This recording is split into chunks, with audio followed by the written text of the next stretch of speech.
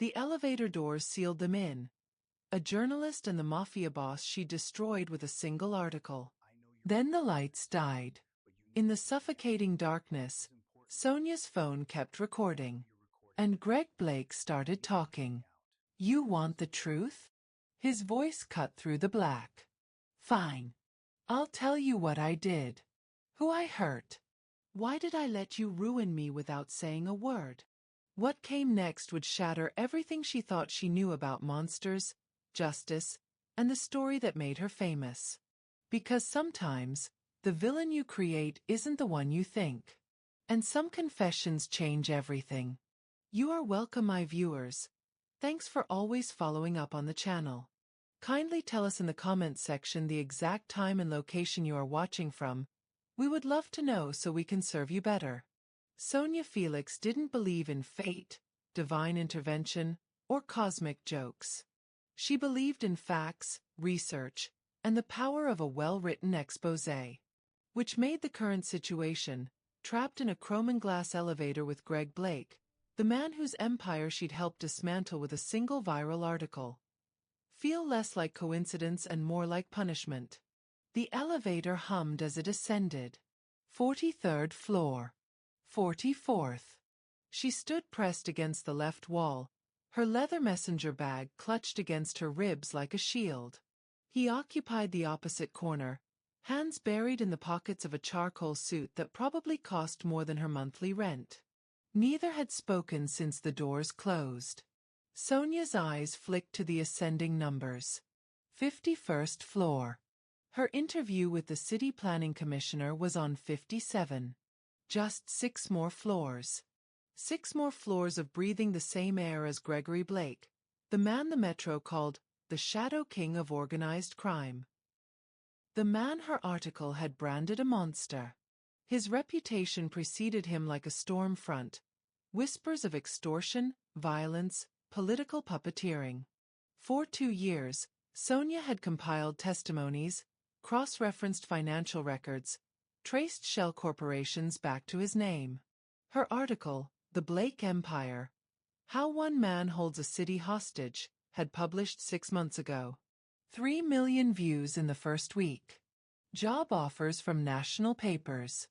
A book deal in negotiation. And Greg Blake's silence. No lawsuit. No press conference. No denial. Just nothing. Which somehow made him more terrifying. 54th floor. She risked a glance. He was staring at the doors, jaw tight, expression unreadable.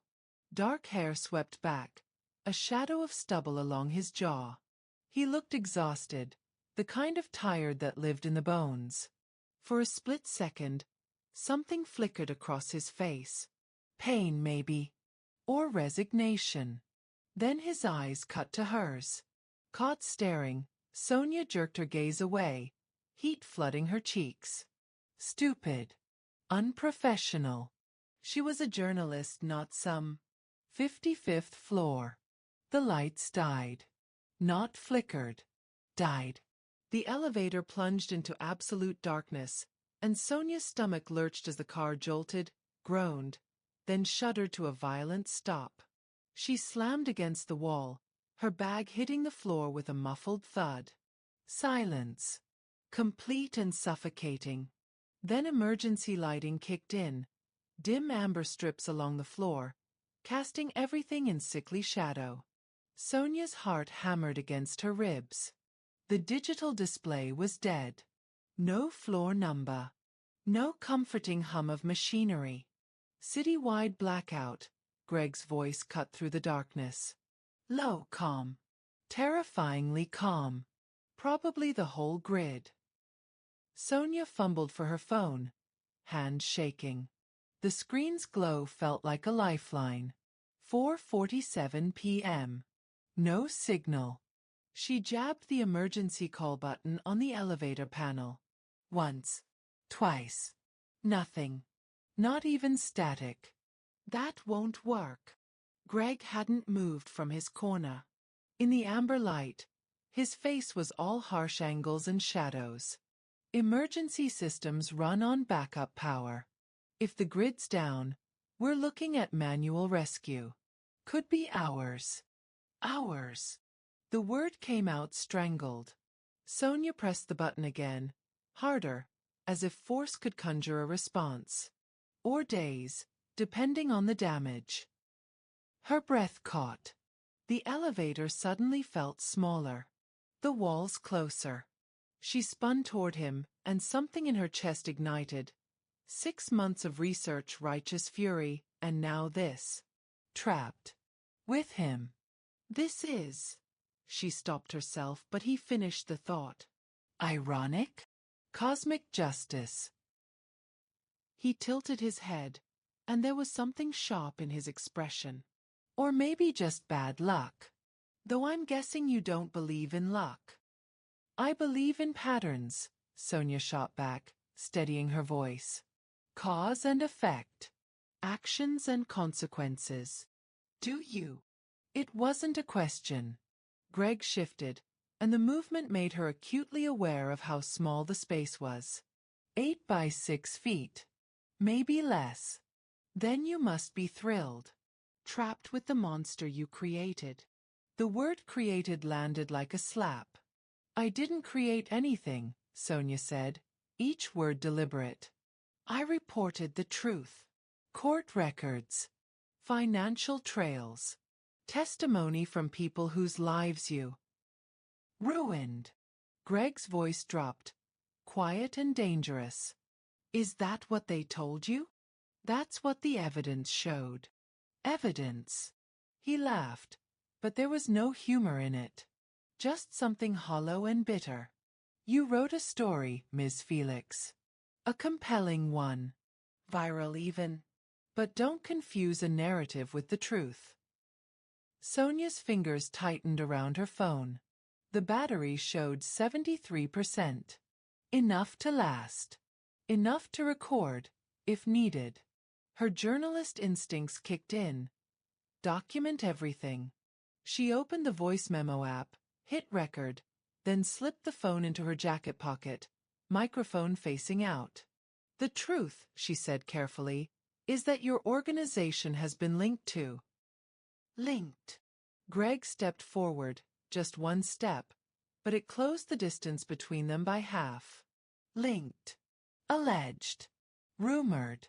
Tell me, Ms. Felix, how many of your sources actually met me? Spoke to me? Or did they just repeat what they'd heard, what they wanted to believe? His eyes, dark, intense, pinned her against the wall without him moving another inch. I verified everything, Sonia insisted, but her voice wavered. You verified a version of events. One version. The one that fit your story. He paused, something unreadable crossing his face. Did you ever wonder why I never responded to your article? She had. Late at night, when doubts crept in uninvited. But she'd buried those questions under righteous certainty. Because you couldn't, she said.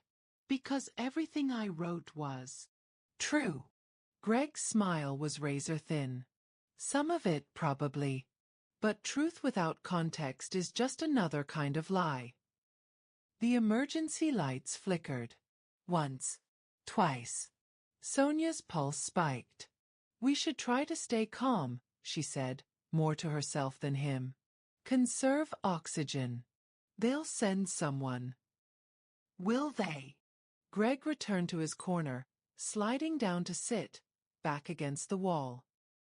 He looked up at her, and in the amber half-light, he looked less like a criminal mastermind and more like a man who'd stopped fighting a long time ago.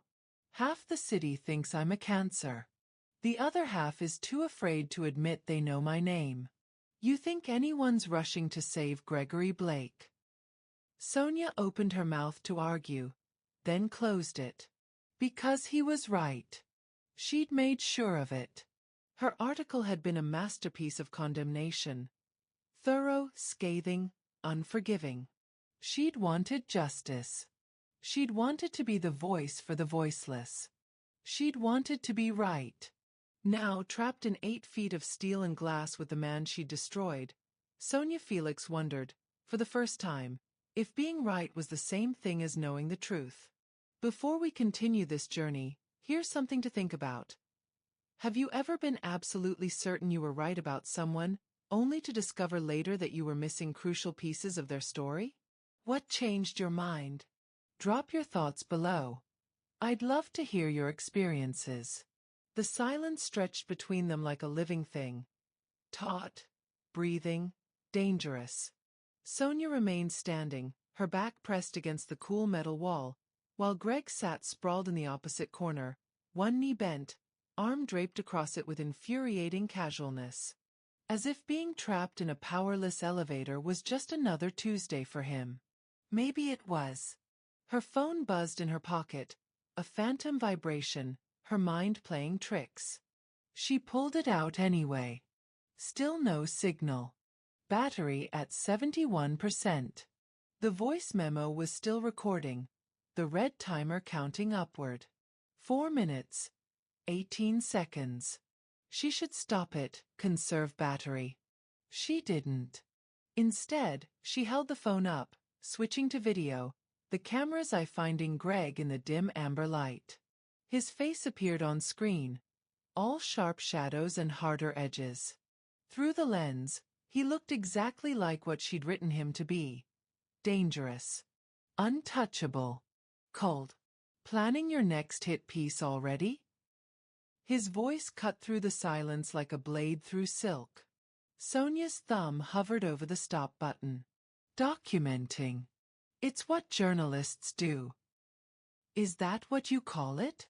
Greg's eyes found hers, and even in the low light, they were unsettlingly clear. Documentation. Makes it sound so noble. So objective. It is objective. She kept the camera trained on him, using the screen as a barrier between them. Safer to see him digitally than directly. If we're stuck here, if something happens, there should be a record. A record. He shifted, and the movement was liquid, controlled. Like the record you made of me? The one you published without ever asking for my side. I tried. The lie came quickly, defensively. Your people wouldn't grant an interview. My people.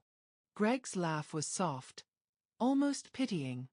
I don't have people, Miss Felix. I have employees. Associates. People who depend on me to keep them alive.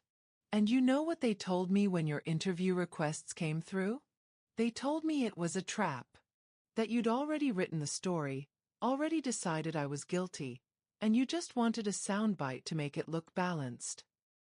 Sonia's hand trembled slightly. The camera wavered. That's not. They were right, weren't they? He leaned forward, elbows on his knees, and his face filled the frame. You'd already built your case. Testimonies from people who'd never met me. Financial records you didn't fully understand. A pattern you wanted to see, so you saw it.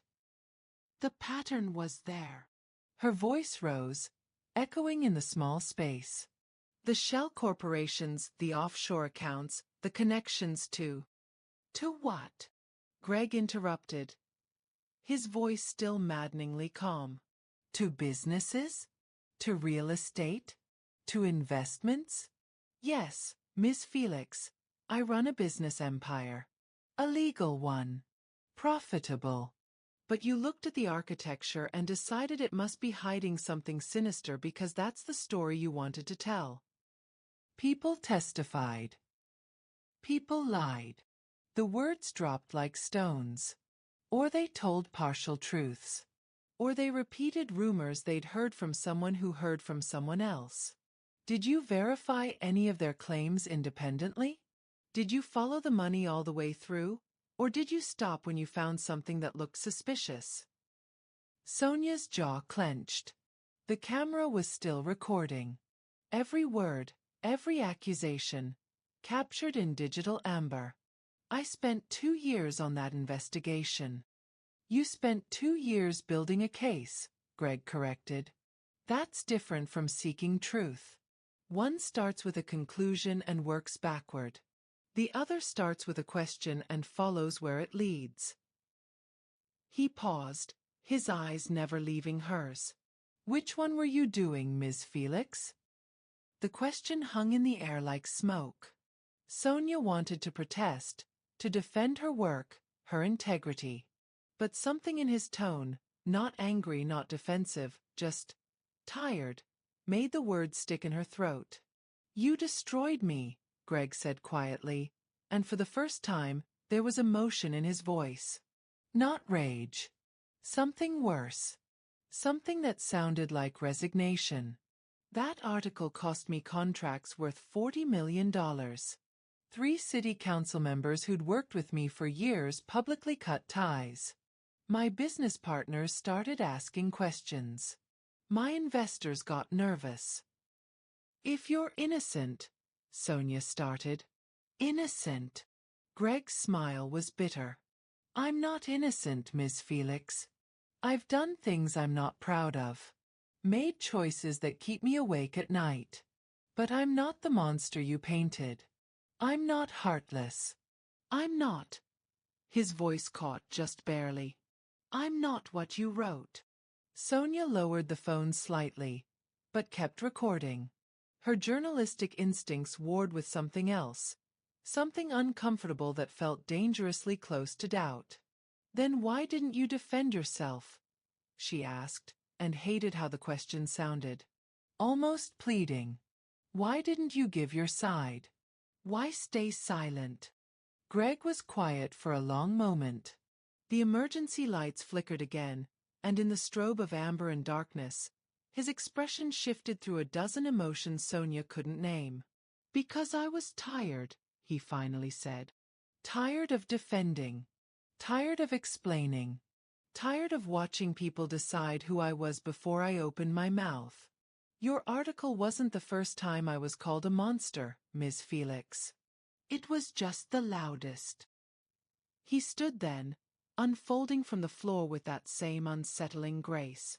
Sonia's breath hitched as he crossed the small space, not toward her, but to the control panel.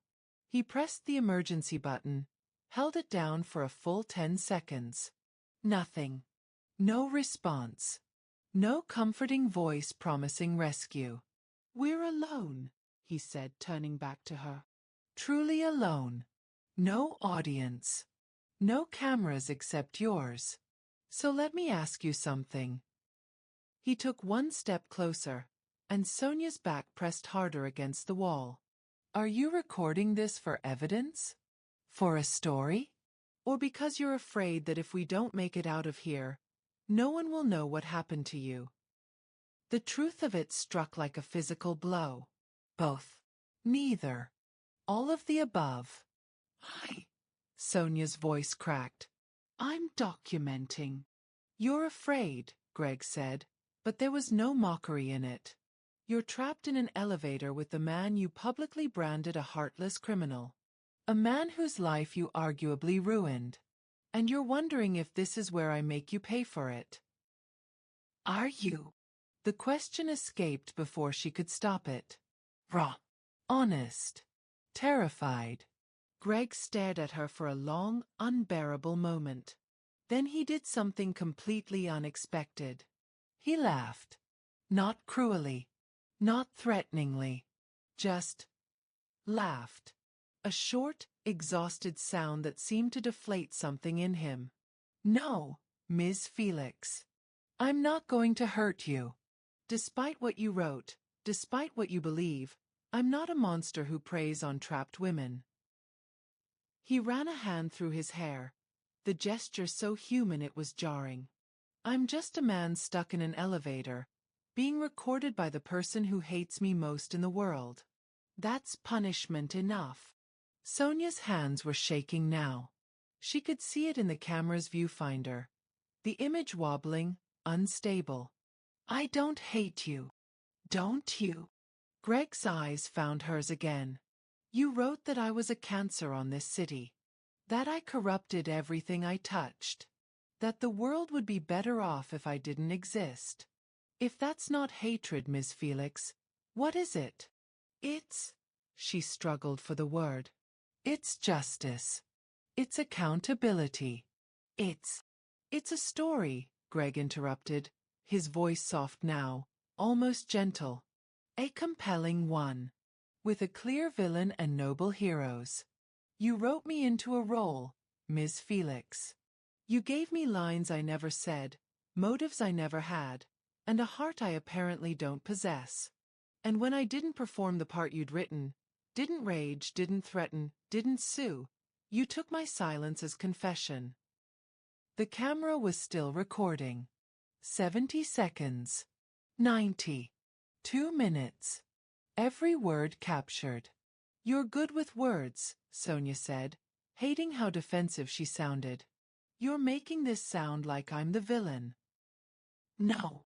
Greg shook his head. You're not a villain. You're a person who wanted to do good, to expose corruption, to give voices to the voiceless. Those are admirable goals. But somewhere along the way, you stopped asking questions and started confirming what you already believed. And that, Ms. Felix, is how good people create monsters that don't exist. The emergency lights flickered twice, rapidly, then stabilized. The elevator creaked, a sound like metal settling, like bones adjusting. Sonia's heart rate spiked. How long do you think we have? She asked, her voice smaller than she intended. Air? Hours, probably. Rescue. Greg glanced at the dead display panel. If the whole grid's down, if this is a major blackout, could be 8 hours. Could be longer. Depends on how many emergencies are happening simultaneously. 8 hours. Alone. With him. Sonia's thumb finally hit the stop button on the video. But she didn't delete it. She switched back to voice memo, still recording, and slipped the phone back into her pocket. You're still recording, Greg observed. It wasn't a question. Yes. Why? Sonia met his eyes. Because you said something earlier. You said I should record the truth for once. She swallowed hard. So that's what I'm doing. If we're stuck here, if we're really alone, maybe it's time I heard your version. The one I didn't let you tell before. Something shifted in Greg's expression. Surprise, maybe. Or suspicion. Or something more fragile that Sonia couldn't identify. And if my version makes you the villain of this story? He asked quietly. Sonia thought about her article. About the certainty she'd felt typing every word. About the awards and praise and job offers. About the man standing 3 feet away, looking at her like she was a puzzle he'd given up trying to solve. Then maybe, she said slowly, that's a story worth recording too. The words hung between them, a story worth recording too, and Sonia immediately regretted them. What was she doing? Offering him a platform? Giving credence to whatever narrative he was about to spin? She was a journalist, not a confessor. Her job was to uncover truth, not provide absolution to. To what? The monster she'd created? No. The criminals she'd exposed. She pulled her phone back out, checking the battery. 68%. The voice memo still running. She should stop it. Save power. But her thumb hovered over the button and didn't press. Greg had moved back to his corner, that infuriating calm settling over him again like a second skin. He'd loosened his tie, charcoal silk against a crisp white shirt, and unbuttoned his collar. The small gesture made him look less like a boardroom predator and more like a person. Tired. Human. Sonia hated that she noticed. You don't believe me, Greg said. Not a question. A statement of fact. I don't know you, Sonia countered, wrapping her arms around herself. The elevator was getting colder. Or maybe that was just her. All I know is what the evidence showed. The evidence you chose to see. Stop saying that. The words burst out sharper than intended. I didn't choose anything. I followed the paper trail. I interviewed witnesses. I documented. A pattern, Greg finished. Yes, you said. But patterns can be misleading, Ms. Felix. Especially when you're looking at them from only one angle. Sonia's jaw clenched. She paced the small space, 3 steps to the door, pivot, 3 steps back. The confined area made the movement feel absurd, caged, but standing still felt worse. The offshore accounts. The shell corporations. The timing of your business deals coinciding with city council votes. You're saying all of that was coincidence. I'm saying it was business. Greg's voice remained level, maddeningly so. Legal business. Complicated business, yes. But you looked at complexity and saw conspiracy. 3 people testified that you threatened them. 3 people who owed money to competitors of mine, Greg interrupted quietly. 3 people who had reasons to lie. Did you verify their claims? Did you check their financial situations? Their connections? Sonia stopped pacing. I corroborated their stories. With each other, Greg said. 3 people telling the same lie doesn't make it true. It just makes it coordinated. The accusation landed like a punch. Sonia's mind raced back through her notes, her interview transcripts. The 3 witnesses, a former employee, a business owner, a city contractor, had all described similar patterns of intimidation. Similar language. She'd noted the consistency in her article, held it up as proof. Coordinated. Her mind whispered. What if it was coordinated? No. She pushed the thought away. She'd been thorough. Professional. She'd checked. What exactly had she checked? You're doing it again, Greg observed, and there was something almost sympathetic in his tone. Reviewing the evidence in your head. Looking for the hole in my argument. Defending your work. My work doesn't need defending. But her voice lacked conviction, and they both heard it. Doesn't it? Greg tilted his head. You built your career on that article. 3 million views. Book deal. Job offers from the Times, wasn't it? And the Post. Sonia's hands curled into fists. How do you? I pay attention to the person who tried to destroy me, Greg said simply. Is that so surprising? The thought of him following her career, tracking her movements, sent ice down her spine. That's not. You can't. Can't what? Read public articles? Notice when your byline appears in other publications. He stood again, that fluid movement that spoke of control, of power barely leashed. I'm not stalking you, Ms. Felix. I'm just aware. The way prey becomes aware of predators. I'm not a predator. No. Greg took a step closer. Not threatening, but deliberate. You hunted me for 2 years. Gathered evidence. Built a case. Struck when you had enough ammunition to do maximum damage. You fed on my reputation, my livelihood, my relationships. You consumed them to build your career. If that's not predation, what is it? Sonia's back hit the wall. I was exposing corruption. You were making a name for yourself. His voice dropped, quieter but somehow more cutting. And there's nothing wrong with that. Ambition is fine. But don't dress it up as altruism. Don't pretend you did this for the voiceless masses. You did this because it was a career-making story and I was a convenient villain. That's not fair.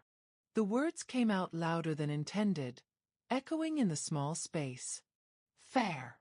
Greg laughed, that same hollow sound from before. You wrote that I corrupted city officials. Extorted businesses. Destroyed lives. Based on testimonies from people you never fully vetted and patterns you never fully understood. And you want to talk about fair? Sonia's throat tightened. She wanted to argue, to defend, to pull out her research and prove. Prove what? That she'd been right? That her 2 years of investigation couldn't possibly have missed something? That the dozens of journalists who'd praised her work couldn't all have been wrong? Or that she'd been so certain of his guilt that she'd stopped asking questions? "I verified everything," she said again, but the words sounded hollow even to her own ears. "Did you?" Greg's eyes held hers. "Or did you verify enough to confirm what you wanted to believe?" The emergency lights flickered. Once, twice, 3 times in rapid succession. The elevator groaned, a deep metallic sound that resonated in Sonia's chest. She grabbed for the railing instinctively, her heart hammering. "It's settling," Greg said calmly. "The car's suspended by cables. As long as they hold, we're safe." "As long as they hold," Sonia repeated, hearing the tremor in her voice. "That's not exactly comforting. Would you prefer I lie? Tell you everything's fine when we're trapped in a metal box during a city-wide blackout?" He moved to the panel again, examining it with the focused attention of someone used to solving problems. The backup power should have kicked in by now. Emergency communications should be working. The fact that they're not means this is worse than a simple grid failure. Sonia's chest constricted. The walls felt closer. "The air is thinner. How much oxygen do we have?"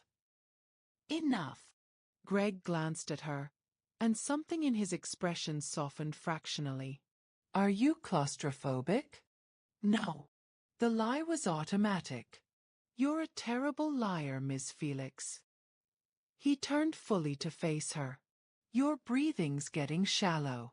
Your pupils are dilated. You keep touching the walls like you're checking they're still there." Sonia dropped her hand, not realizing she'd been running her fingers along the metal surface. "I'm fine." "You're panicking." He said it matter-of-factly, without judgment. "Which is understandable. But panic uses more oxygen. So either you need to get it under control, or I need to help you get it under control." "You're not touching me," Sonia said quickly. Greg's eyebrow rose. "I wasn't planning to. I was going to suggest breathing exercises. Unless you'd prefer the alternative." "Which is?" "You pass out from hyperventilation, hit your head on the metal floor, and I have to explain to the rescue team why the woman who destroyed my reputation is unconscious in an elevator with me." His tone was dry. "I'm sure that'll look great for both of us." Despite everything, the fear, the anger, the confusion, Sonia almost laughed. "Almost. You're enjoying this." "I'm absolutely not enjoying this," Greg said, but there was a flicker of something in his eyes. Amusement, maybe. Or just exhaustion-fueled irony. "But if we're going to be stuck here for 8 hours, we might as well not suffocate in the first 30 minutes. He was right. Damn him, but he was right. Sonia focused on her breathing. In for 4, hold for 4, out for 4. The technique her therapist had taught her after her mother died. After the panic attacks started. "Better," Greg observed after a moment. Sonia wanted to snap at him, but the breathing was actually helping. The vice around her chest loosened incrementally. "How do you know about panic attacks?" The question slipped out before she could stop it. Too personal. Too curious. Greg was quiet for a moment. "My sister used to get them. After." He stopped, shook his head. "Doesn't matter." But it did matter. Sonia could hear it in his voice. The way it roughened on the word sister. The way he'd stopped himself from finishing the thought. She'd mentioned a sister in her article. A footnote, really. Blake is survived by one sibling, Isabella Blake, who declined to comment. "She wouldn't talk to me," Sonia said quietly. "When I reached out for the article." "Your sister?" "No." Greg's expression hardened. She wouldn't. Because I asked her not to. Why? Because she has nothing to do with my business. Because she has a life, a family, a normal existence that doesn't include being dragged into investigations about her brother. His voice dropped. Because I've spent 15 years keeping her as far from my world as possible, and I wasn't about to let your article destroy that. There was something in his tone, fierce, protective, almost desperate, that didn't fit the monster narrative. Monsters didn't protect, didn't sacrifice, didn't keep their siblings away from their criminal empire to preserve their innocence. If you're so innocent, Sonia heard herself say, why keep her away? Why not let her defend you? Greg's laugh was bitter. Because innocent or guilty, Ms. Felix, perception is reality. And you'd already decided who I was.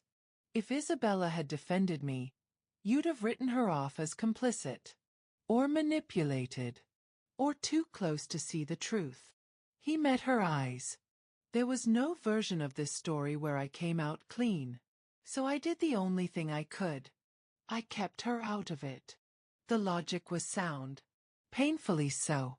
Sonia wanted to argue, but her own notes proved his point.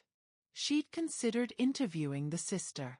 Had ultimately decided against it because family members are biased. Their testimony can't be considered objective. Her own words, from her research notes. You're thinking again, Greg said. I can see it. The mental gymnastics. Trying to fit what I'm saying into the framework you've already built. Stop telling me what I'm thinking. Then stop being so transparent. But there was no venom in it. Just weariness. Look, Ms. Felix. Sonia, we're stuck here. 4 hours. Maybe longer. And you have 2 choices. You can spend that time defending your article, protecting your certainty, maintaining your righteous anger. Or you can actually listen. Actually question. Actually do what you claim journalists do. Seek truth, regardless of where it leads. Sonia's phone buzzed in her pocket, the recording still running, capturing every word. Her battery was at 64%. Plenty of time. And if your truth makes me the villain?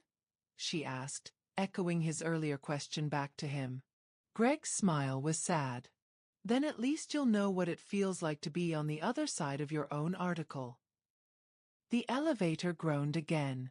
The lights flickered.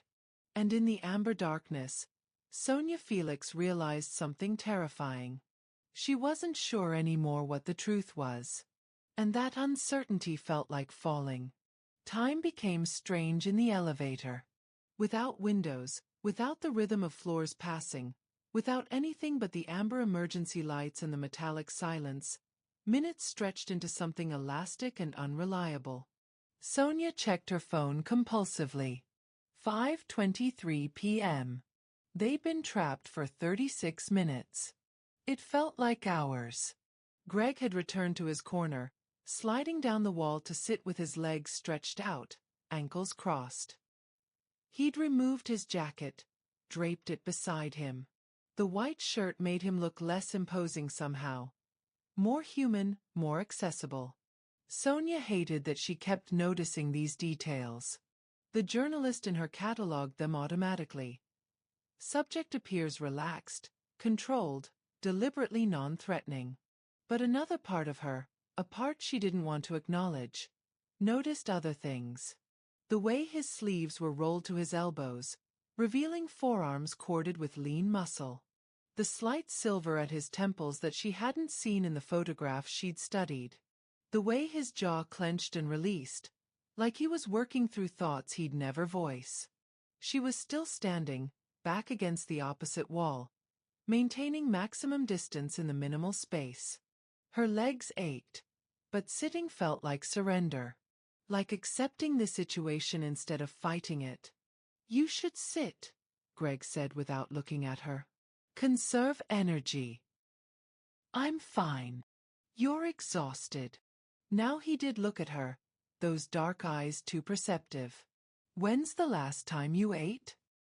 Sonia tried to remember. Coffee at 7 a.m. A granola bar around noon, eaten while reviewing notes for her interview. I'm not hungry. That's not what I asked. Why do you care? The question came out sharper than intended. Greg shrugged.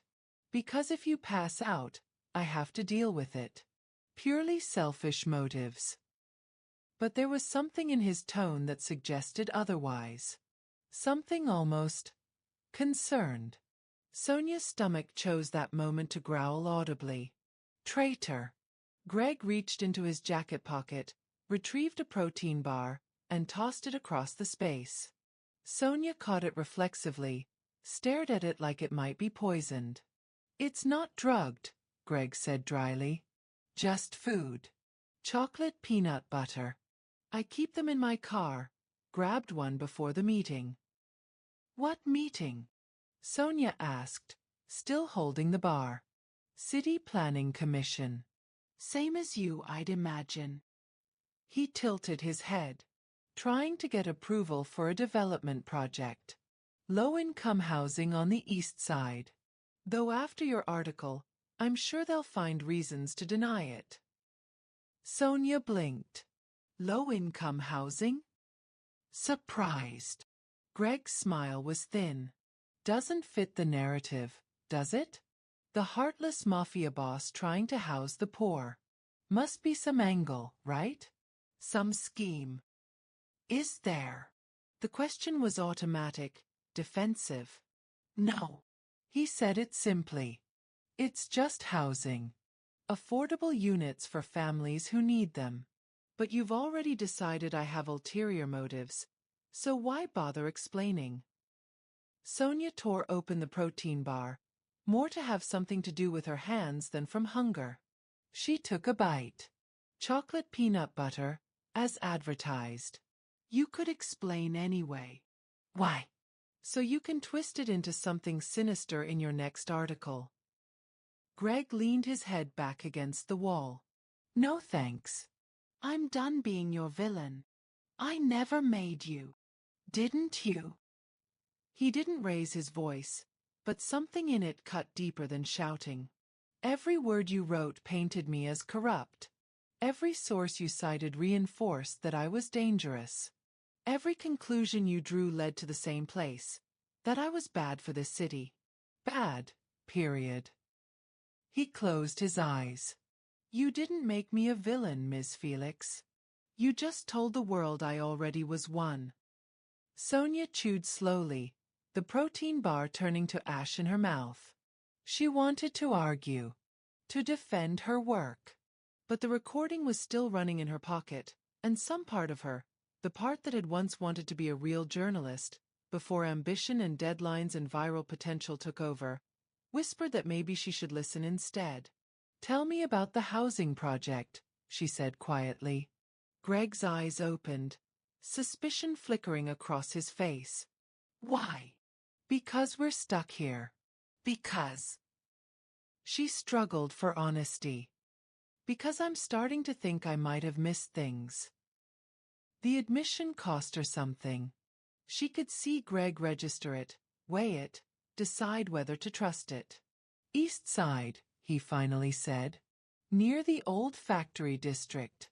My company owns the land. Purchased it 8 years ago. It's been sitting empty because the soil needs remediation. Industrial contamination from the previous owner. So you bought contaminated land. Sonia kept her tone neutral, journalistic.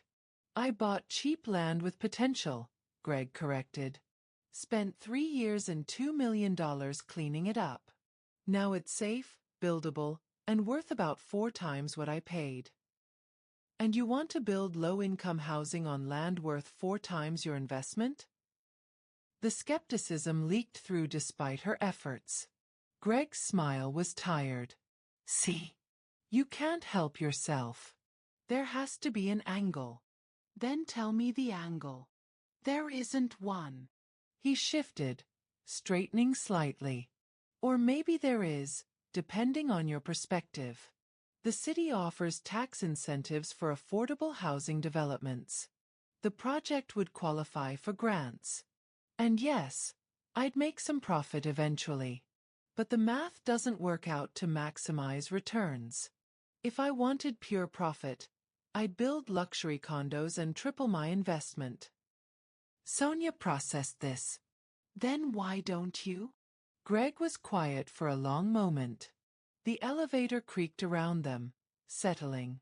When he spoke, his voice was softer.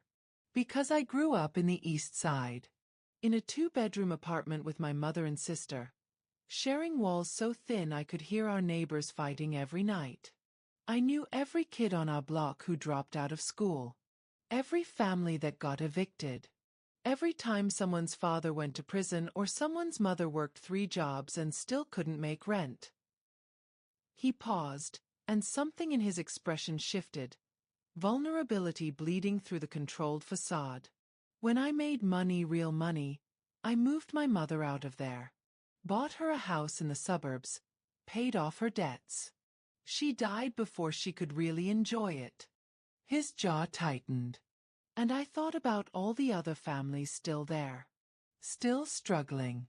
Still trapped in the same cycle. So yeah, I could build luxury condos and get rich. Or I could build something that actually helps people who remind me of who I used to be. Sonia's chest constricted. This wasn't in her article. This history, this motivation, this humanity. Why didn't you tell anyone this? I did. Greg's eyes found hers. I told the city planning committee when I submitted the proposal. I told the community board at the public hearing. I told your colleague at Metro when she called for comment. He paused. But none of that made it into any articles. Because Mafia boss has secret soft spot. Doesn't sell as well as criminal mastermind tightens grip on city. The protein bar sat heavy in Sonia's stomach. I never spoke to you directly. No. You spoke to everyone around me. Everyone who had something to gain by painting me as a monster. But never to me.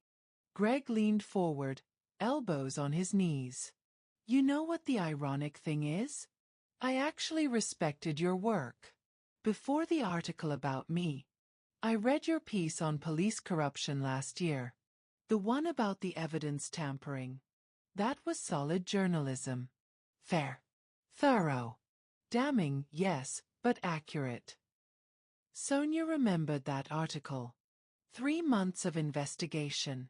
Cross-referencing records. Verifying every claim 3 times. She'd been meticulous because she'd known how important it was to get it right. What changed? Greg asked, as if reading her thoughts. Between that article and mine? What made you less careful? I was careful. Were you? He cut her off gently. Or were you in a hurry? Racing to break the story before someone else did? Chasing the viral moment instead of the truth? The words hit like physical blows because they were too close to something Sonia had buried. The pressure from her editor. The competition from other outlets sniffing around the same story. The knowledge that whoever published first would own the narrative. She'd been careful. But had she been careful enough? I had deadlines, she said, hating how defensive it sounded. So truth takes a back seat to timing? Greg's voice was quiet, not accusatory, just sad. That's the problem with modern journalism. It's not about getting it right anymore. It's about getting it first. Sonia wanted to argue, but her throat was tight. She slid down the wall, finally sitting, her legs unable to hold her anymore. The movement brought her closer to Greg, still across the elevator, but the reduced height made the space feel more intimate. I thought I had it right, she admitted, and the confession felt like breaking. I know. Greg's voice was gentle now, almost kind. That's what makes it worse. You genuinely believed you were doing good. Exposing corruption. Protecting the city. And maybe some of what you wrote was true. Maybe I have done things that deserve scrutiny. But you didn't give me the chance to be anything other than what you decided I was. The emergency lights flickered again, longer this time, plunging them into complete darkness for 3 full seconds before returning. Sonia's breath caught, panic clawing at her chest. "Hey!" Greg's voice cut through the dark. "Stay with me. Focus on my voice. 4 counts in. Hold 4. 4 counts out." Sonia followed his instructions, her breathing ragged. In the renewed amber light, she found him watching her with unexpected concern. "How long have you had panic attacks?" he asked. "I don't." She stopped, too tired to lie. "Since my mother died. 2 years ago." "I'm sorry." And he sounded like he meant it. "She got caught in corruption," Sonia heard herself say. "Local official. Took bribes, destroyed evidence that could have prevented a building collapse. My mother worked in that building. 23 people died because someone powerful put profit over safety." Understanding dawned in Greg's eyes. "And I reminded you of him. The official. You reminded me of every powerful person who uses their influence to hurt others." Sonia's voice cracked. "Every person who thinks they're above the law. Above consequences."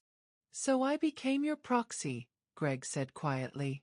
"The villain you could actually punish, since the one who killed your mother got away." The truth of it was devastating. Sonia's eyes burned. "That's not. I didn't." "Didn't you?" But there was no cruelty in the question. Just recognition. You saw a powerful man with connections and money, and you saw the man who killed your mother. So you destroyed me the way you couldn't destroy him. Sonia's hands were shaking. "I reported the truth. You reported a version of it. Through the lens of your grief and rage." Greg's voice was soft. "And I understand that. I do. But understanding doesn't make it hurt less." They sat in silence. The elevator creaked and settled. Somewhere far above or below, machinery hummed, distant, unreachable. "I want to hate you," Sonia whispered. "It would be easier." "I know," Greg said. "I wanted to hate you too. The woman who took everything I'd built and burned it down with words. But hate takes energy I don't have anymore." "What do you have?" Sonia asked. Greg looked at her across the small space, and something in his expression was unbearably honest. "Right now, just the truth. And a captive audience who might finally listen to it." Sonia's phone buzzed, battery at 58%.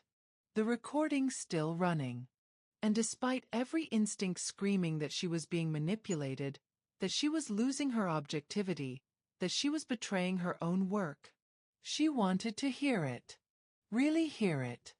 "Okay," she said quietly. "I'm listening." For the first time since the elevator stopped, Greg Blake smiled. A real smile. Small, sad, but genuine. "Then let me tell you a story," he said. "About a 19-year-old kid who made a choice he thought would save his sister's life, and ended up becoming the monster everyone expected him to be." The emergency lights cast Greg's face in bronze and shadow, making him look younger somehow, or maybe older, aged by whatever memories he was about to excavate. Sonia's phone sat between them now, placed deliberately on the elevator floor, its screen dark but the voice memo still recording. A small red light pulsed in rhythm with her heartbeat. Witness. Document. Record. The journalist's mantra. But for the first time in 2 years, Sonia wasn't sure if she was documenting evidence or simply listening. Greg stared at the phone for a long moment before speaking. "I was 19 when my father died. Heart attack. Sudden. No warning. Left behind a wife, 2 kids, and a business that was barely holding together." His voice was steady, controlled, the tone of someone who'd told this story to himself 1,000 times in the dark. The business was import-export. Legitimate. Mostly. My father wasn't a saint, but he wasn't a criminal either. Just a man trying to provide for his family in a city that makes that harder than it should be. Greg's fingers drummed once against his knee, then stilled. When he died, I inherited the company, along with his debts, and his obligations to people who don't take "I can't pay" as an answer. Sonia watched his face, cataloging the micro-expressions, the tightness around his eyes when he mentioned his father, the slight clench of his jaw at the word obligations. "How much debt?" she asked quietly. 200,000. Maybe more. The numbers kept changing depending on who was counting. Greg's laugh was hollow. I was a sophomore in college, studying business, thinking I had my whole life mapped out. Then suddenly I was drowning in numbers I didn't understand and threats from men I'd never met.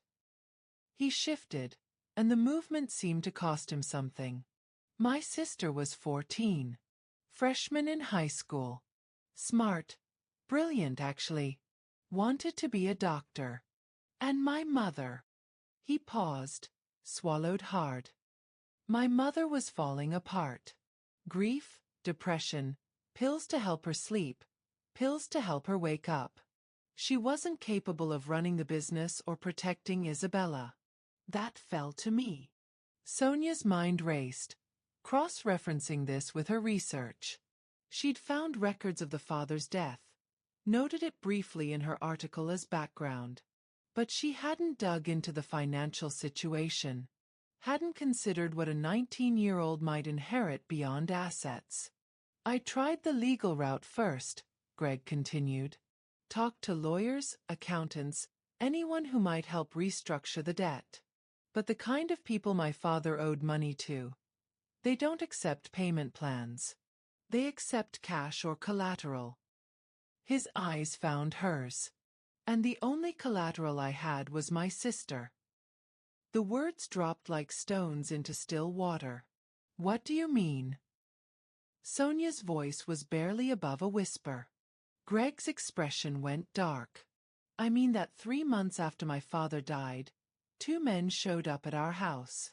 They were very polite. Very clear.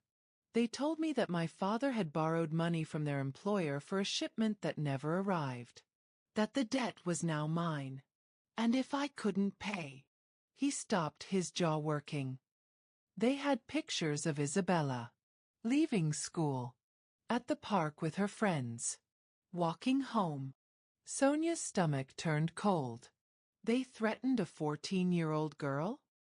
They didn't have to threaten. The pictures were threat enough. Greg's hands curled into fists. They told me I had 2 weeks to come up with the money or other arrangements would be made. I knew what that meant. I'd heard stories. Girls who disappeared. Who ended up in situations they couldn't escape. He stood abruptly, pacing the 3 available steps, then turning back.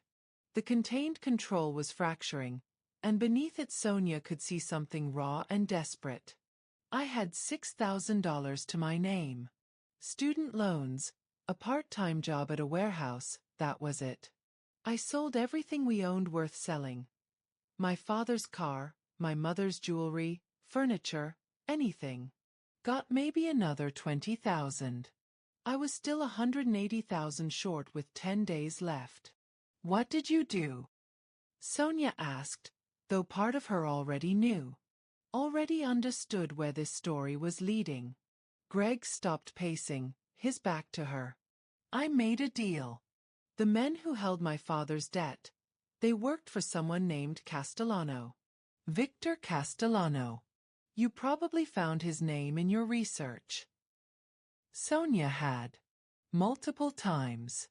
Victor Castellano had been referenced in several of her sources as a known organized crime figure. Dead now. Killed 3 years ago in what the police had ruled a drug deal gone wrong. He was the closest thing this city had to old-school mafia, Greg said. controlled the ports, the unions, had half the city council in his pocket. And he offered me a way out.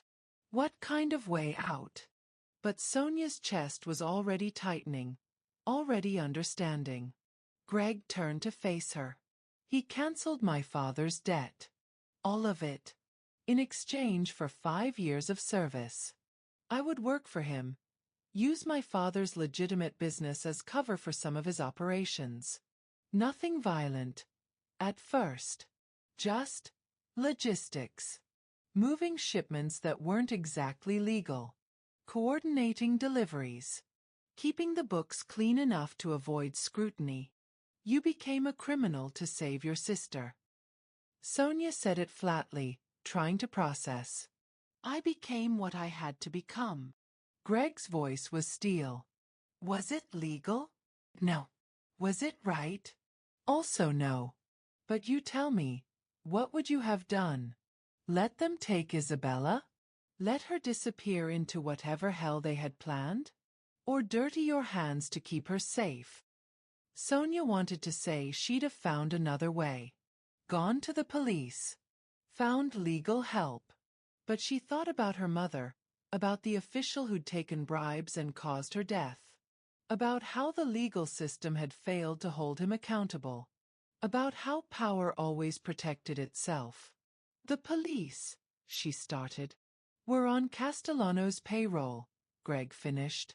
Half of them anyway. The ones who weren't either didn't care or couldn't help. I went to 2 different precincts. Both times, the officers took my statement and said they'd look into it. Nothing happened. The threats continued. He sat back down, suddenly looking exhausted. So I took the deal. And for 5 years, I worked for Victor Castellano. I learned his business, met his associates, became part of his world. And I hated every second of it. But you stayed, Sonia said. I stayed because the alternative was my sister getting hurt. Because Castellano made it clear that the deal was ongoing. I worked for him, she stayed safe. I stopped, she became vulnerable again. Greg's voice cracked slightly. So yes, I stayed. I laundered money. I facilitated shipments of stolen goods. I paid off officials to look the other way. I did everything you accused me of in your article and more. The admission hung in the air between them. Sonia's journalist brain screamed confession, evidence, proof, but her human heart heard something else. Pain. Regret. The sound of a man who'd made impossible choices and lived with the consequences.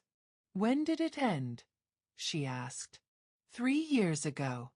When Castellano died. Greg leaned his head back against the wall. The night he was killed, I got a call from one of his lieutenants. Told me the old man was dead, the organization was fragmenting, and I was free to go. Just like that. 5 years of servitude, ended with a phone call. And you just walked away? Not exactly. Greg's smile was bitter. By then, I'd learned the business. The real business. I had connections, knowledge, leverage. I could have stepped into Castellano's shoes, taken over parts of his empire. Some people expected me to. Why didn't you? Because I'd spent 5 years becoming someone I despised to protect someone I loved. And I wasn't going to spend the rest of my life being that person. He met her eyes. So I took what I'd learned, the legitimate parts, the business acumen, the connections that weren't criminal, and I built something clean. Real estate development. Import-export like my father, but actually legal this time. Investments in emerging neighborhoods. Sonia's mind was racing, cross-referencing this against her article. The shell corporations she'd flagged as suspicious. Were they remnants of Castellano's empire or legitimate business structures? The offshore accounts, tax avoidance or money laundering? The city officials who worked with him, corrupt or simply doing business with a reformed criminal? You're wondering how much of it's true, Greg observed. How much I'm lying to make myself look better. Are you? Sonia asked bluntly. I don't know. His honesty was startling. I've told myself this story so many times. I'm not sure anymore where the truth ends and the justification begins. Did I do terrible things for a noble reason? Or did I find a noble reason to do terrible things I wanted to do anyway? He shrugged. Maybe it's both. Maybe there's no clean version of this story. The emergency lights flickered. 3 rapid pulses that left them in darkness for longer each time. Sonia's breath caught, but Greg's voice anchored her. My sister doesn't know any of this, he said into the darkness. She thinks our father left us enough money to get by. Thinks I worked my way up legitimately. She's married now, lives in Portland, has 2 kids. She visits twice a year and tells me about her normal, beautiful, uncomplicated life. And I let her believe that I have one too. The lights returned. Greg's face was wet. Not quite crying but close. I kept her safe, he said, his voice rough. That was the deal I made. With Castellano. With God. With myself. Whatever I had to become, whoever I had to hurt, it was worth it if she stayed safe.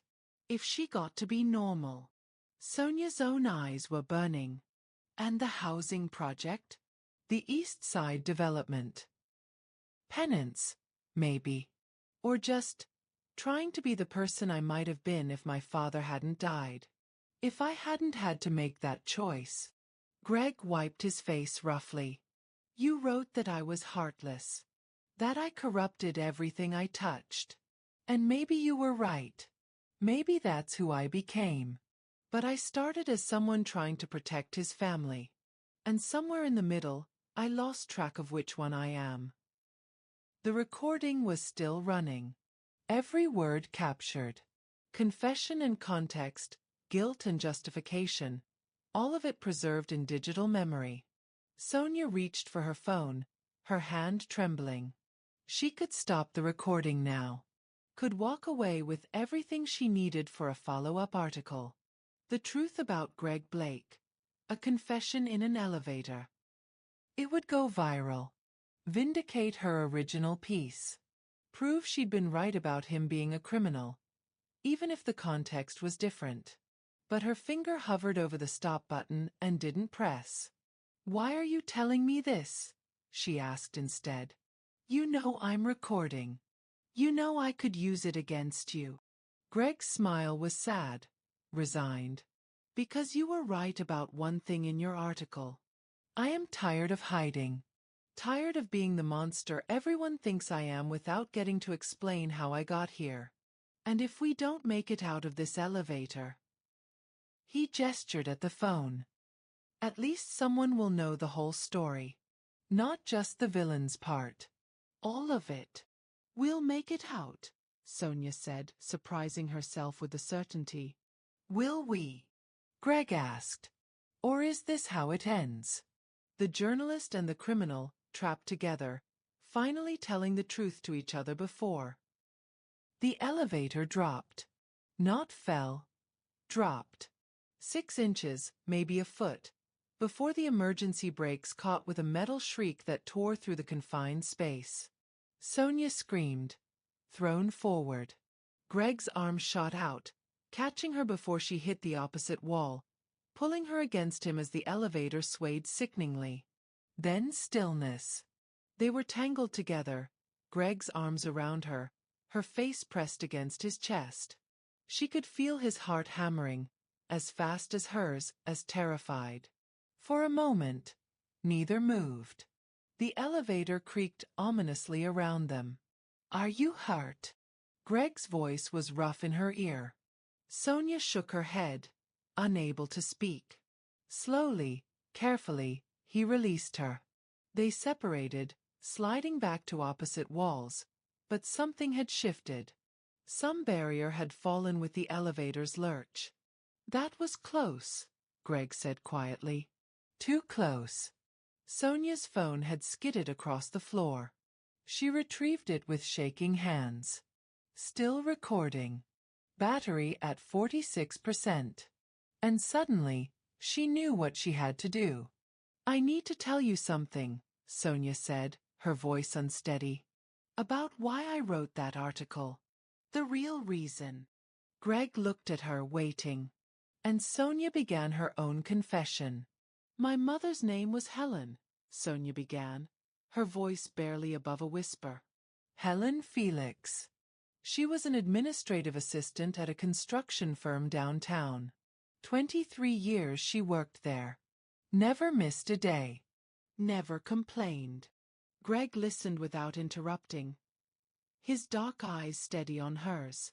The building collapsed on a Tuesday, Sonia continued, her hands trembling slightly. Faulty materials. Shortcuts in the foundation. The investigation found that the construction supervisor had been taking bribes to approve substandard work. He knew the building wasn't safe. He approved it anyway because someone paid him to look the other way. Her throat constricted, but she forced herself to continue. 23 people died. My mother was one of them. And the supervisor?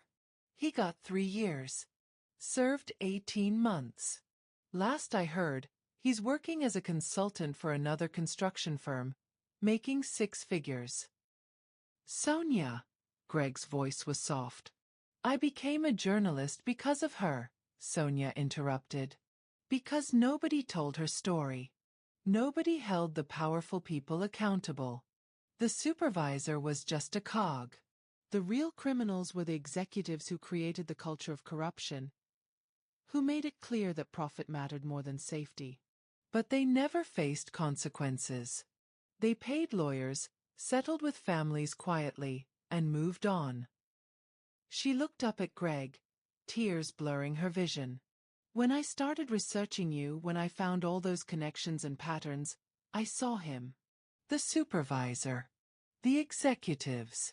Every powerful person who ever hurt someone and got away with it. And I wanted, her voice broke. I wanted to make someone pay. Finally. I wanted justice, even if it was the wrong justice for the wrong person. The confession hung between them like smoke. So you made me pay for what he did, Greg said quietly. It wasn't an accusation. Just understanding. Yes. The word came out like a gasp. And I told myself it was journalism. That I was protecting the city. But really, I was just angry. So angry that my mother died and nobody cared. That the world kept turning and justice never came. And you were there, powerful and connected and vulnerable enough that I could actually hurt you. Sonia wiped her eyes roughly. I'm sorry. God, I'm so sorry. I destroyed you because I couldn't destroy the people who actually deserved it. I used you as a proxy for my grief, and I called it truth. Greg was quiet for a long moment. Then he did something unexpected. He moved across the elevator, not threatening, just closing the distance, and sat beside her. Close enough that their shoulders almost touched. My sister's name is Isabella, he said softly. She's a pediatrician now. Lives in Portland with her husband and 2 kids. Ages 6 and 8. She sends me photos every week. Birthday parties, school plays, family dinners. Normal, beautiful life. He pulled out his phone, swiped through photos. Showed Sonia a smiling woman with dark hair and kind eyes, surrounded by children. She doesn't know what I did to keep her safe. Doesn't know about Castellano or the 5 years I spent being someone else. She thinks I'm just her brother who got lucky in business. You protected her, Sonia said. I protected her by becoming what I had to become. And then I spent years trying to convince myself I was still a good person. Greg's voice was raw. So maybe we're both just people who made choices we're not proud of. Who hurt others because we were hurting. Who confused justification with justice. Their eyes met, and something passed between them. Recognition. Understanding. The shared weight of guilt and grief. I don't know how to fix what I did, Sonia admitted. I don't know if I deserve to be fixed, Greg replied. They sat in silence, shoulders touching now, sharing warmth in the cooling elevator. Outside, the city was dark. Inside, something fragile was forming. Not quite forgiveness, not quite trust, but something honest and real. Tell me something good, Sonia said suddenly. Something that has nothing to do with articles or crimes or justifications. Just something that makes you happy. Greg considered this. Coffee, he finally said. Really good coffee. There's this small roaster in the Pearl District, family-owned. Been there for 30 years. I go every Sunday morning. Sit by the window. Read the paper. Just exist for an hour without being Gregory Blake, controversial businessman. Just Greg drinking coffee. Sonia smiled despite herself. That's surprisingly normal. I contain multitudes, Greg said with a hint of amusement. What about you? What makes Sonia Felix happy when she's not crusading for justice? Sonia thought about it. Old movies. Black and white ones from the 40s and 50s. My mom and I used to watch them together every Saturday. After she died, I couldn't watch them for a year. But then I started again and it felt like, I don't know, like she was still there somehow. What's your favorite? Greg asked. Casablanca, Sonia answered without hesitation. Cliché, I know. Classic, not cliché, Greg corrected. We'll always have Paris. Sonia laughed. Actually laughed. And the sound surprised them both. Did you just quote Casablanca? I told you. Multitudes. His smile was genuine, warm. My mother loved old movies too. Used to say they understood romance in a way modern films forgot. They talked then, really talked. About movies and music and the small joys that made life bearable. Greg told her about his mother's terrible cooking and how he'd learned to make pasta just to survive. Sonia shared stories about her journalism professor who'd taught her to question everything, including herself. The conversation flowed easily, naturally, as if they weren't trapped in an elevator but sitting in a cafe somewhere, getting to know each other like normal people. Can I ask you something? Sonia ventured after a while. Haven't you been asking me things for the past hour? But Greg's tone was gentle, teasing. Something personal, Sonia clarified. You don't have to answer. Try me. Do you ever regret it? The choice you made for Isabella? Greg was quiet, considering. Every day, he finally said. And never. I regret what I became. I regret the people I hurt. I regret that I can't take it back. But if I had to make the choice again, protect my sister or keep my hands clean, I'd make the same choice. Does that make me a bad person? I think it makes you human, Sonia said softly. Flawed and complicated and human. Is that your professional journalist opinion? There was a smile in his voice. That's my personal opinion. As someone who's also flawed and complicated and human. Greg turned to look at her, and the space between them felt suddenly smaller. More intimate. You're not what I expected, Sonia Felix. Neither are you, Greg Blake. The elevator groaned, a long metallic sound that made them both tense. But it held. The lights flickered but stayed on. We should probably talk about what happens when we get out of here, Greg said quietly. If we get out. When? Sonia corrected firmly. When we get out. Okay. When? He nodded. You have a recording. A confession. Everything you need for a story that would vindicate your original article and probably end what's left of my reputation. Sonia touched her phone in her pocket. I know. So what are you going to do with it? It was the question she'd been avoiding. The journalist in her knew the answer. Publish, expose, pursue the truth regardless of consequences. But the person she was becoming, sitting here beside this complicated man who was nothing like the monster she'd created. "I don't know," she admitted.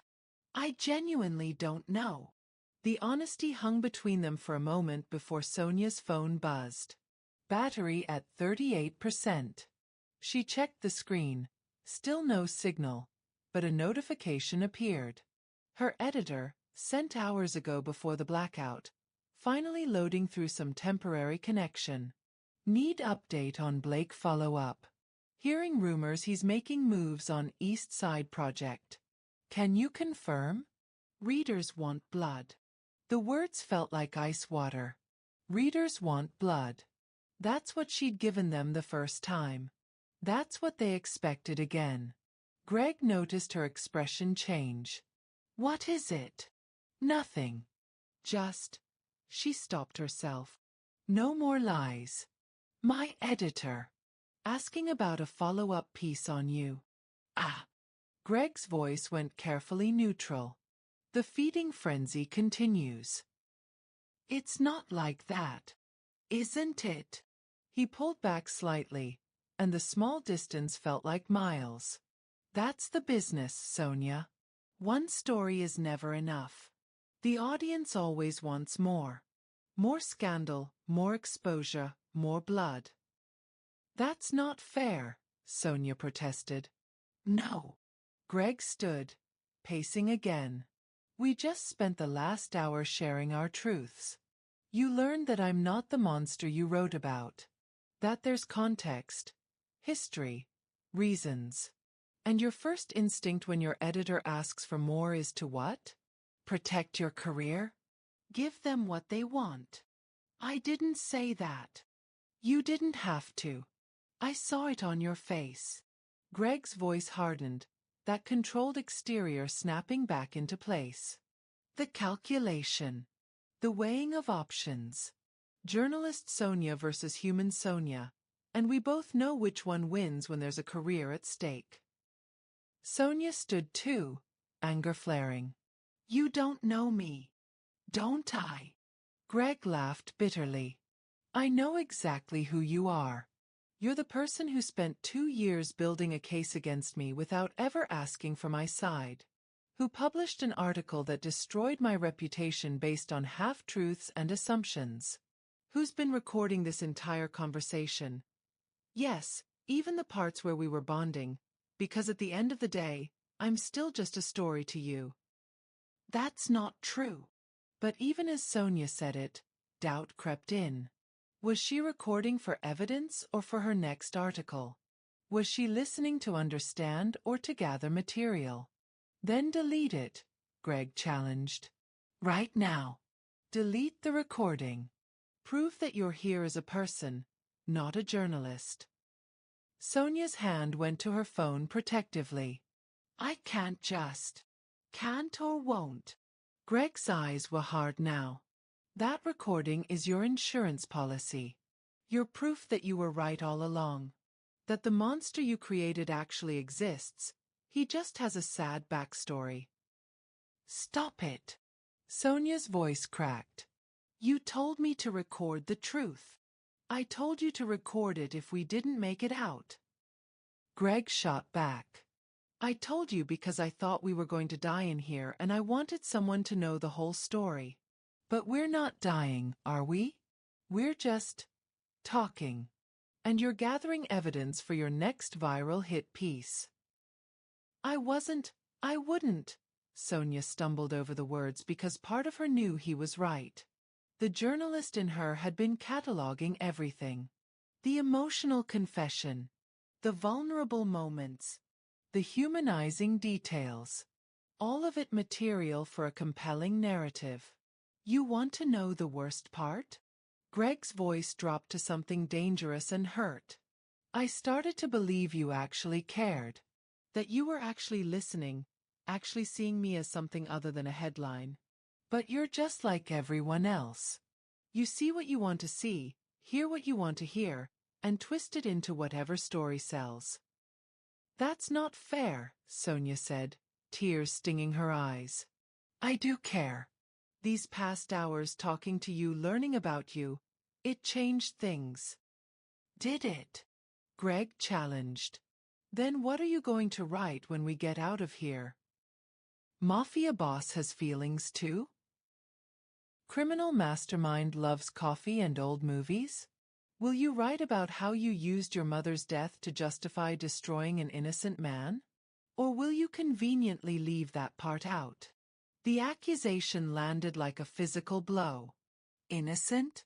You just confessed to money laundering, to working for Castellano too. To making impossible choices to protect someone I loved, Greg interrupted. Which is exactly what you did when you wrote that article. You made a choice to hurt me to avenge your mother. We're both guilty, Sonia. But only one of us is pretending to be righteous about it. Sonia's chest was heaving. I admitted what I did wrong. I apologized. And then your editor texted and everything shifted, Greg said coldly. I could see it. The journalist taking over. The person disappearing. Because at the end of the day, I'm not Greg to you. I'm just Gregory Blake, controversial businessman, the story that made your career. You don't get to do this, Sonia said, anger and hurt warring in her voice. You don't get to make me the villain because I won't delete evidence of your crimes. Evidence of my crimes? Greg's laugh was hollow.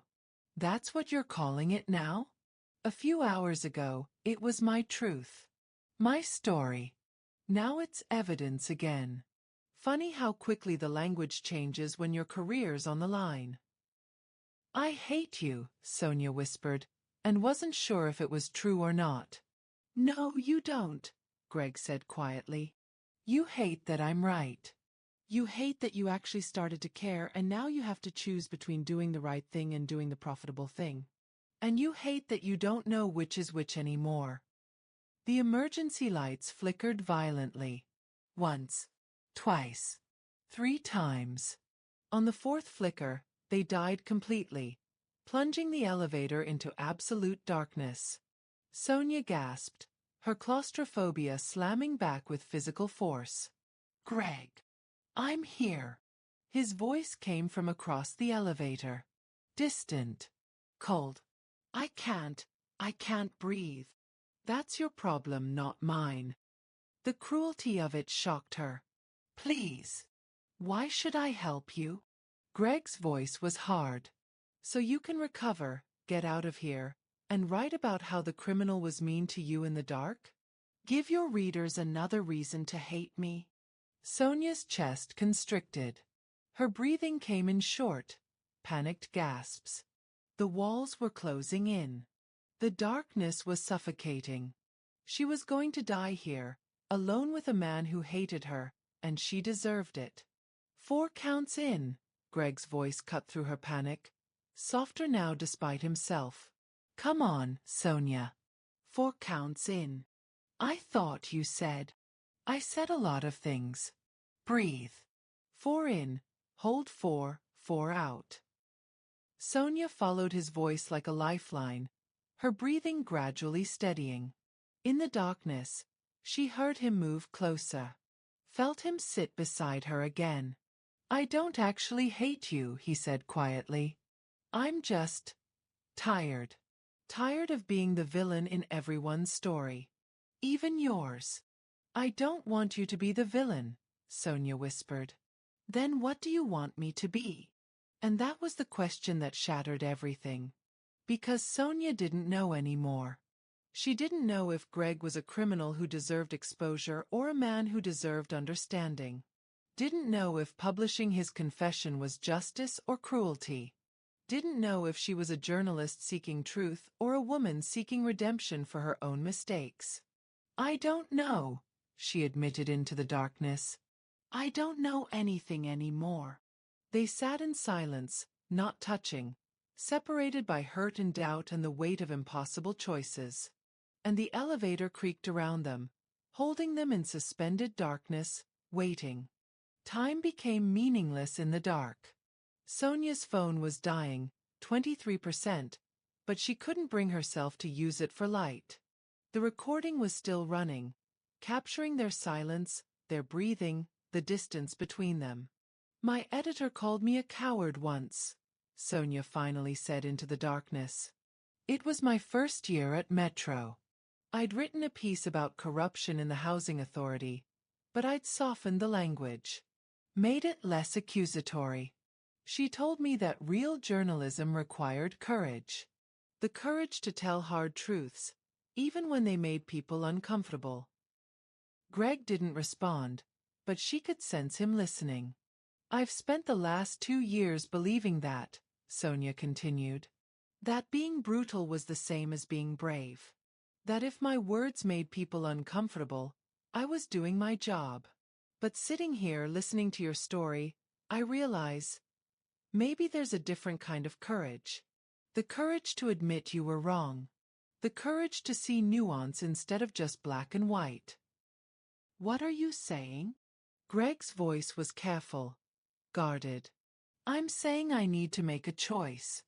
Sonia pulled out her phone, the screen's glow harsh in the darkness. "And I need to make it before we get out of here. Before my editor starts calling. Before I convince myself that my career matters more than the truth." She opened the recording app. 3 hours, 47 minutes. Every word captured. Greg's confession about Castellano. His story about Isabella. His motivations for the housing project. And her own admission that she'd used him as a proxy for her grief. "If I publish this," Sonia said slowly, "it will go viral. Again. Maybe bigger than the first time." Mafia boss confesses to reporter trapped in elevator. It has everything. Drama, confession, poetic justice. My editor would love it. The readers would eat it up. "But," Greg prompted. "But it would be a lie," Sonia said. "Not in the facts. Everything you said is true. But in the framing.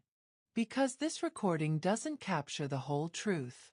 It doesn't capture the fear in your voice when you talked about your sister. The exhaustion when you described becoming someone you hated. The humanity that made you more than just the sum of your crimes." She stared at the phone, her thumb hovering over the delete button. "I've spent 2 years defining you by your worst moments," Sonia said. "By the choices you made under impossible circumstances. And I convinced myself that was objective journalism. But really, I was just reducing you. Making you simple when you're complicated. Making you a monster when you're a man." "Sonia," Greg's voice was rough with emotion. "I'm going to delete it," Sonia said. "The recording. All of it. Not because you asked me to, but because publishing it would be repeating the same mistake I made before. Telling a story that's technically true but fundamentally dishonest." Her finger moved toward the delete button, then stopped. "But first, I need to tell you what I'm going to write instead." Greg shifted in the darkness. "You're still going to write about me?" "Not about you," Sonia corrected. "About me. About us. About what happens when a journalist stops asking questions and starts confirming biases. About the danger of one-sided narratives and the courage it takes to revise them." She took a breath. "I'm going to write about how I got your story wrong. How I let my grief and anger turn you into a villain without considering context or complexity. How I used journalism as a weapon instead of a tool for understanding.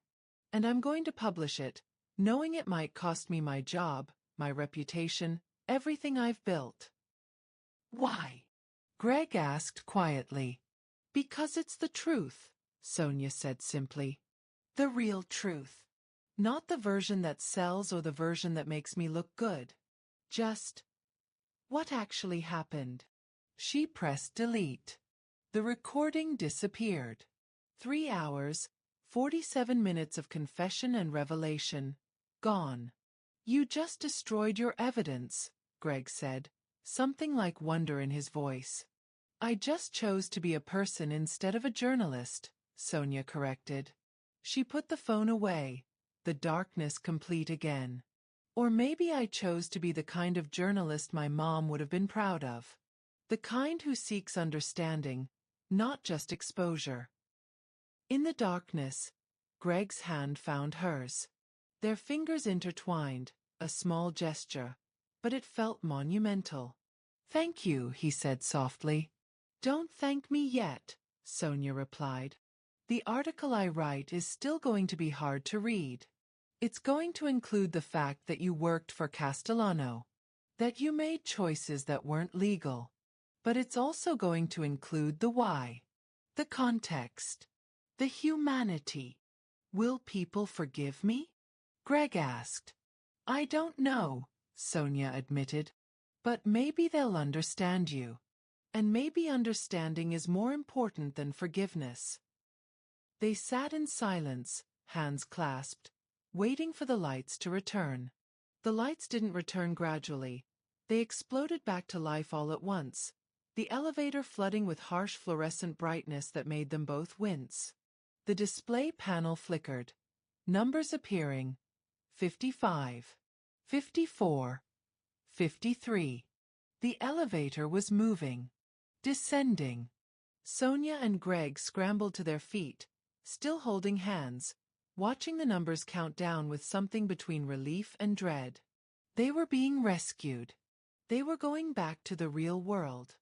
And everything they'd shared in this suspended space would have to face the harsh light of reality. When those doors open, Greg said quietly, there are going to be questions. Cameras, probably. Your editor. My attorney. Everyone wanting their piece of the story. I know, Sonia said. And you're really going to tell them the truth?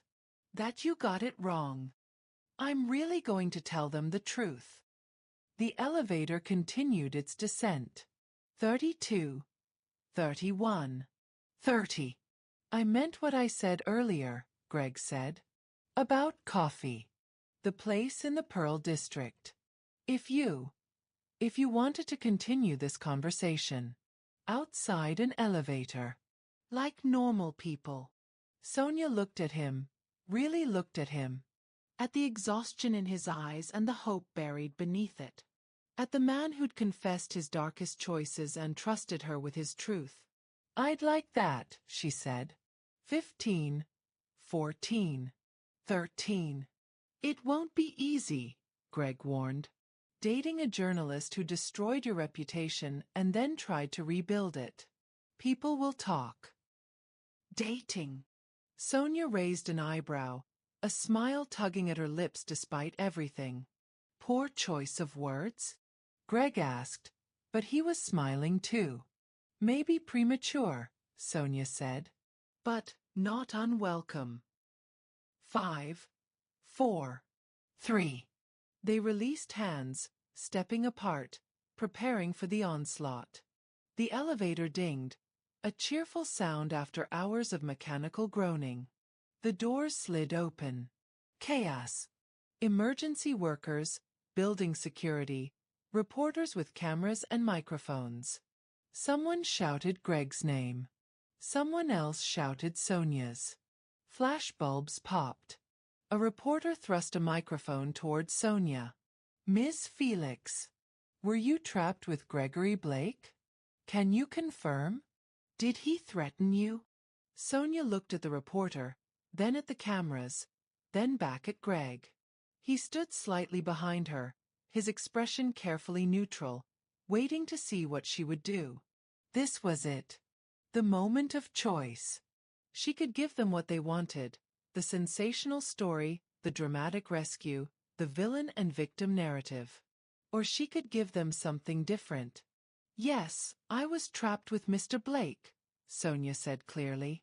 And no, he didn't threaten me. In fact.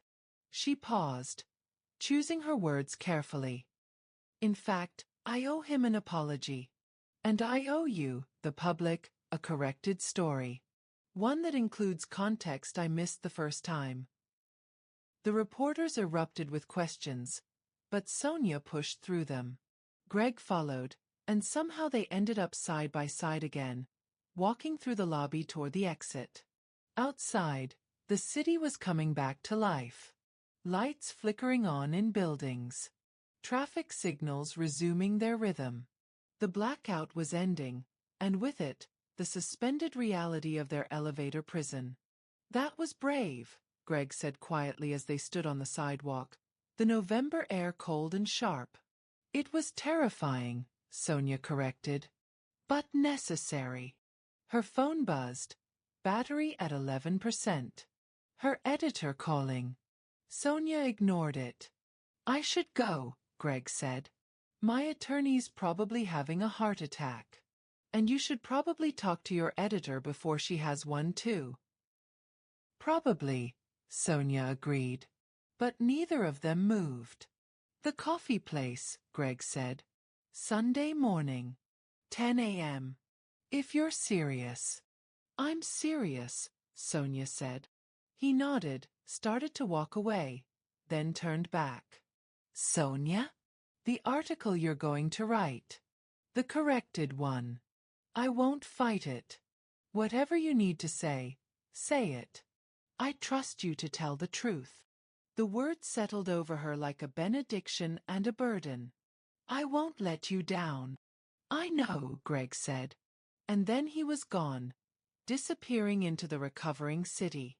Sonia stood alone for a moment, then pulled out her phone, opened a new note, and began to write. "The Other Side of Gregory Blake. What I Got Wrong," by Sonia Felix. 6 months ago, I wrote an article that went viral. I called a man heartless. I branded him a criminal. I used my platform to destroy his reputation. And I was wrong. Not entirely wrong. The facts I reported were true. But truth without context is just another kind of lie. And I'm writing this now to correct that lie. Not because I have to, but because I choose to. Because stories change depending on who tells them, and it's time I told this one right. 3 months later. The coffee shop in the Pearl District was exactly as Greg had described. Small, warm, family-owned. Sonia sat by the window, 2 cups of coffee cooling on the table, watching the Sunday morning crowd drift past. Her article had published 6 weeks ago. The response had been mixed. Some readers praised her courage. Others accused her of being manipulated. Her editor had been furious initially, then grudgingly impressed when the piece went even more viral than the original. The book deal had fallen through, but Sonia found she didn't mind. She'd lost some things, gained others. Mostly, she'd gained perspective. The door chimed. Greg entered, spotted her, smiled. He looked different, lighter somehow, like he'd set down a weight he'd been carrying for years. "You came," Sonia said as he sat down. "Every Sunday for 6 weeks," Greg replied. "Same as you." It had become their ritual. Coffee, conversation, slowly building something neither of them could quite name yet. Not quite friendship. Not quite romance. Just connection. Understanding. The beginning of something honest. "I got approval," Greg said, "for the housing project. City Council voted yesterday. 8-3 in favor." "Greg, that's amazing." Sonia's smile was genuine, warm. "Your article helped," he admitted. "Gave them context. Made them willing to see past the headlines." He paused. "So thank you. For getting it wrong the first time and having the courage to get it right the second time." Sonia reached across the table, took his hand. "Thank you for trusting me to tell your story. The real one." Outside, the city moved on. People hurried past with their own stories, their own truths, their own complicated lives. And inside the small coffee shop, a journalist and a man she'd once destroyed sat together, drinking coffee, building something new from the ruins of what she'd written. You know what I realized? Sonia said. That day in the elevator, we were both trapped. Not just by the blackout, but by the stories we'd told ourselves about each other. About who we were and who we had to be. And now? Greg asked. Now we get to write a different story, Sonia said. Together. One where we're both just people. Flawed, complicated, trying to do better people. Greg squeezed her hand. I like that story. Me too, Sonia said. And as the morning sun streamed through the window, warming their shared table, Sonia Felix understood what she hadn't before. That the best stories aren't the ones that make villains of complicated people, but the ones that make humans of us all. Because stories change depending on who tells them. And sometimes, the bravest thing we can do is rewrite our own. Before you go, one final question. Have you ever had to admit you were completely wrong about something important? Maybe about a person, a belief, or a decision. What did it take for you to change your mind, and what did you learn from it? Share your story in the comments below. Sometimes our biggest growth comes from our willingness to say, I got it wrong. And that takes more courage than being right ever could.